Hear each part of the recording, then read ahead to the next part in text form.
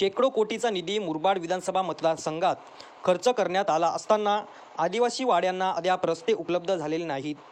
सार्वजनिक बांधकाम उपविभाग अधिकाऱ्यांनी दरवर्षी शेकडो कोटी रुपयाची कामे ठेकेदारांच्या नावे दाखवून शासनाचा निधी खर्च केला, परंतु रस्ते कागदावरच राहिल्याने मुरबाड ओजिवले येथील आदिवासी वाडीला स्वातंत्र्याच्या 75 वर्षातही अद्याप रस्ता नाही.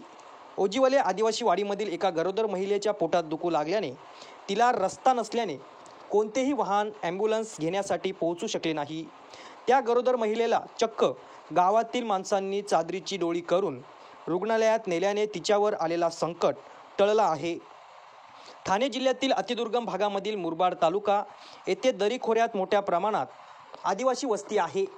54 ग्रामपंचायतीचे आदिवासी सरपंच असून 19 गावे पेसा कायद्याअंतर्गत येतात. येथे राष्ट्रपतीसुद्धा आले होते.